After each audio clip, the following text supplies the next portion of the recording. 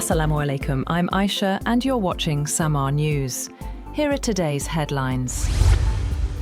Pakistan has hosted foreign ministers from Egypt, Turkey and Saudi Arabia for talks aimed at easing tensions in the Gulf as the US-Israeli war on Iran continues. Egypt's Foreign Minister Badr Abdelatty, Turkey's Hakan Fidan, and Saudi Arabia's Prince Faisal bin Farhan Al Saud met Foreign Minister Ishaq Dar and discussed de-escalation and diplomatic pathways, with Pakistan positioning itself as a key mediator between Washington and Tehran. The talks follow contact between Prime Minister Shehbaz Sharif and Iranian President Masoud Pezeshkian, alongside ongoing military-level communication involving Chief of Defense Forces, Field Marshal Mu-neer, and US Vice President J.D. Vance. The Pentagon is reportedly preparing for weeks of ground operations in Iran, including potential special operations raids and conventional troop deployments, though full presidential approval from Donald Trump is still pending. Plans would fall short of a full-scale invasion, but could escalate tensions in the Gulf, affecting regional security and global energy routes. The US has already deployed 3,500 Marines from the 31st Marine Expeditionary Unit and readied thousands more from the 82nd Airborne Division. Trump has warned Iran against obstructing the Strait of Hormuz, signaling a strong response if necessary. Officials emphasize that operations remain under review, balancing military action with ongoing diplomatic efforts.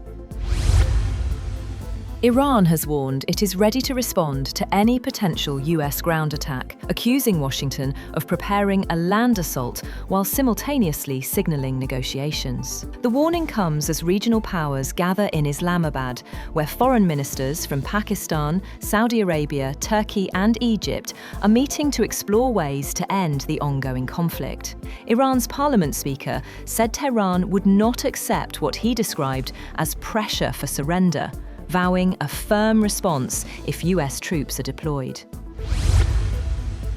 Iran's Revolutionary Guard spokesperson Ibrahim Zulfikari also dismissed threats of a US ground operation, calling them unrealistic and nothing more than a wish, and warning of severe consequences for any invasion. Speaking on state television, he said any attempt to occupy Iranian territory would lead to what he described as a decisive and damaging response. Iran's supreme leader, Mojtaba Khamenei, has thanked Iraq's people and religious leadership for backing Iran during the conflict. A message reportedly delivered by Ambassador Mohammad Kazem al-Sadesh was handed to Iraqi cleric Humam Hammoudi in Baghdad. Iranian officials praised what they described as strong support from Iraq, including public demonstrations and aid efforts, as the conflict continues to draw regional reactions. Iran will permit 20 Pakistani ships to pass through the Strait of Hormuz, allowing 2 vessels daily, Pakistan's Deputy Prime Minister and Foreign Minister Ishaq Dar confirmed. Dar described the decision as a welcome and constructive gesture that promotes peace and strengthens regional stability. The Strait, a crucial route for global oil shipments, had seen major disruptions, with nearly 2,000 vessels stranded amid recent hostilities.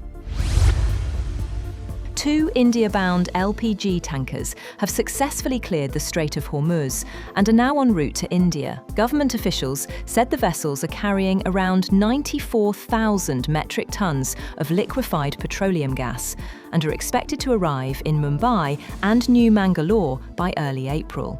The transit comes despite major disruptions in the strait due to the ongoing conflict, with Iran allowing passage to what it calls non-hostile vessels under coordination. Tens of thousands of Americans marched across major US cities on Saturday in the third wave of No Kings protests, denouncing President Donald Trump's policies on immigration, the war in Iran, and what organizers call overreach of executive authority. Crowds gathered from New York to Los Angeles, with large rallies in Washington, D.C. and St. Paul, Minnesota. Demonstrators carried signs, effigies of Trump and officials, and called for accountability. Musician Bruce Springsteen performed in St. Paul, supporting anti-immigration enforcement messages. While most protests were peaceful, clashes occurred in Los Angeles and Dallas, resulting in minor arrests. The rallies also reached smaller towns like Shelbyville, Kentucky, highlighting nationwide engagement. The White House dismissed the protests as Trump derangement therapy sessions, while Trump defended his policies as necessary to maintain order. Iranian opposition figure Reza Pahlavi, son of the ousted Shah, warned on Saturday that negotiating with Iran's current leaders would only delay future threats to Americans. Speaking at the Conservative Political Action Conference in Texas, he called for renewed protests inside Iran and promoted himself as a viable leader for a transitional government. Pahlavi told the audience that the Iranian regime will never be honest or true partners for peace and would use talks to buy time, cheat, and steal. He linked his vision to U.S. interests, suggesting a free Iran could provide economic opportunities, and received standing ovations and chants of "Long live the King" from Iranian Americans in attendance. Yemen's Houthi rebels confirmed a second missile and drone strike on southern Israel, targeting vital military sites in coordination with Iranian and Hezbollah operations. Spokesperson Yahya Sari warned that attacks would continue until the criminal enemy ceases its aggression. Israeli authorities reported intercepting one missile. The strikes come as the U.S. deploys thousands of Marines to the region, and the Pentagon considers possible ground operations. Iran has intensified attacks on Saudi bases, injuring at least 12 U.S. personnel, while Israel has struck Iranian and Hezbollah positions in Lebanon.